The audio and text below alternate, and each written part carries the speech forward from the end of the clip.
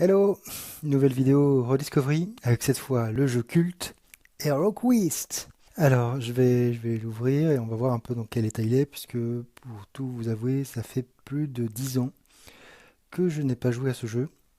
D'ailleurs ça peut se voir, vous voyez un peu l'état de la boîte qui a l'air complètement défoncée. C'est assez malheureux. Bon, on va regarder ça tout de suite. Oula, ouais, effectivement la boîte est abîmée. Une, deux, bon, l'intérieur. Les explications pour monter les différents personnages, les portes, etc. Parce que oui, effectivement, de quoi s'agit-il? HeroQuest est un dungeon crawler, donc un jeu de plateau où on peut jouer avec à partir de deux, puisque on a le maître du jeu avec toutes les informations et contre les autres joueurs. Voilà. Donc un plateau de maître du jeu qui est un peu vieilli, mais qui est plutôt sympathique, et un peu morflé ici parce que c'est du carton un peu souple.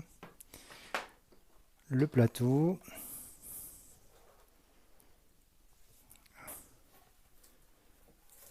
Voilà, avec le donjon, voilà, qui est un grande place. Oula, oula, cut. J'ai arrangé et puis on en parle.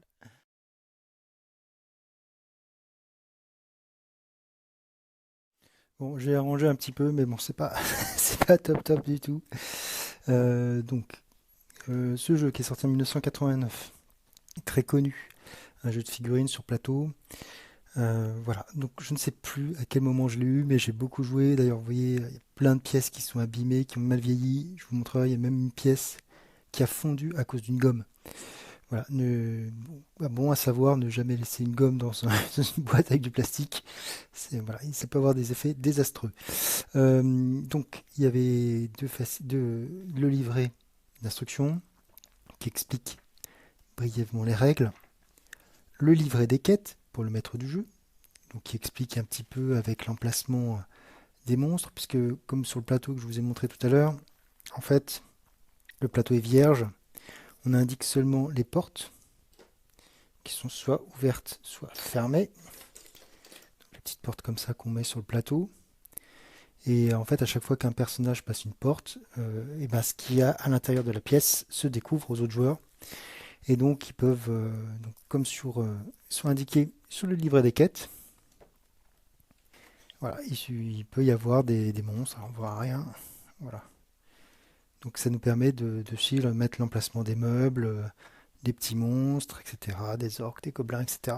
Donc, il y a toujours, voilà, les quêtes, c'est toujours la même façon, le contexte, les notes, comment on gagne, etc. Donc il y a pas mal de quêtes. Alors, j'ai pas les extensions, je regrette. Il y a beaucoup de choses que je regrette sur ce jeu, mais bon.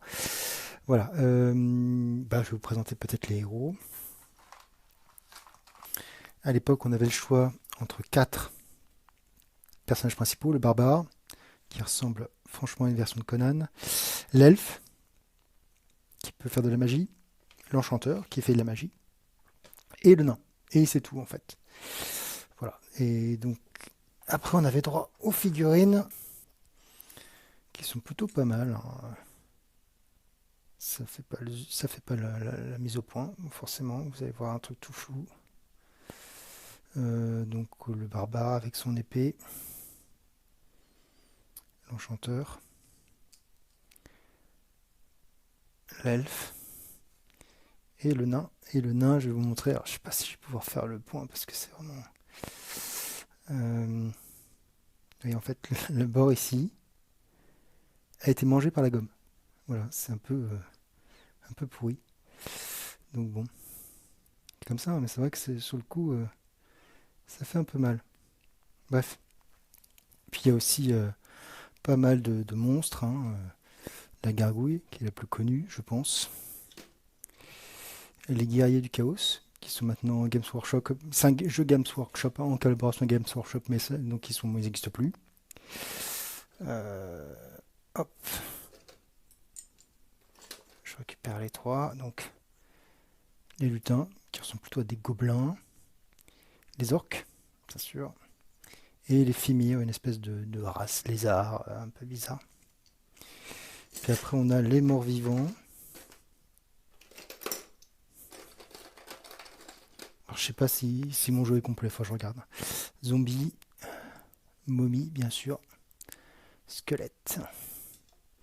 Et on a un personnage qui est le sorcier. Voilà.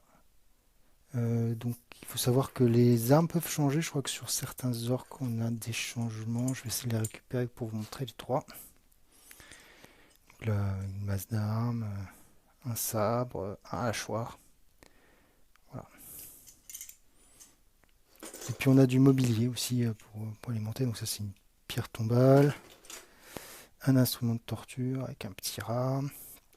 Voilà, donc c'est un jeu vraiment très sympathique.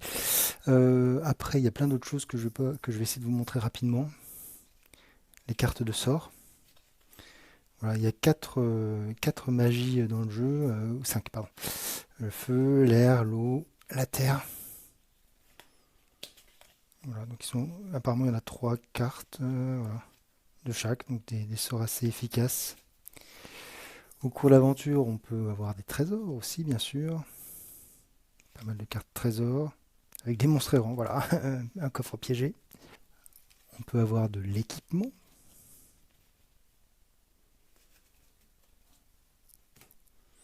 Et on peut avoir aussi, je crois, des artefacts. Voilà. Et pour les monstres, contrairement aux joueurs, il n'y a pas des cartes cartonnées, mais voilà, des petites cartes comme ça. Sachant que pour la version française, on voit rien forcément. En fait, tous les corps, parce qu'on a l'esprit et le corps, en fait tous les corps sont à 1. Donc en fait il est très facile de tuer les monstres dans ce jeu. C'est une version qui a été a priori adaptée, réaménagée pour la France. Pour l'Europe plutôt, la France. Donc voilà, un petit jeu plutôt sympathique à jouer entre amis. Peut-être que je vous montrerai une partie en cours, je vais voir comment ça se passe. Là, a priori, il y a eu une espèce de Kickstarter ou de fonds qui a été lancé par Hasbro pour faire une nouvelle version, uniquement aux États-Unis. Bon, ils avaient vu sur 1 million de promesses, de ventes pour faire une version. Là, ils sont à 2 millions.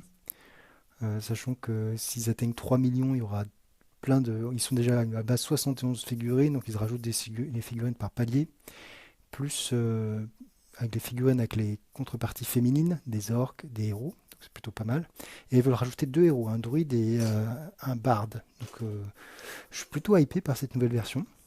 Après, j'y connais pas trop de choses en Dungeon Crawler, il y a peut-être d'autres choses qui existent, hein. C'est vrai que je le connais plutôt pas mal. Voilà. Donc bon, c'est une vidéo redécouverte un peu fouillie. J'essaierai d'en faire une un peu plus consistante avec une vraie partie. Voilà. Donc si cette vidéo vous a plu, n'hésitez pas à commenter, liker, disliker, pour dire que c'était vraiment le boxon, que je range mes affaires, que j'en prends pas soin. À vous abonner sur ma chaîne si ça vous dit. Et puis sur ce, je vous dis ciao!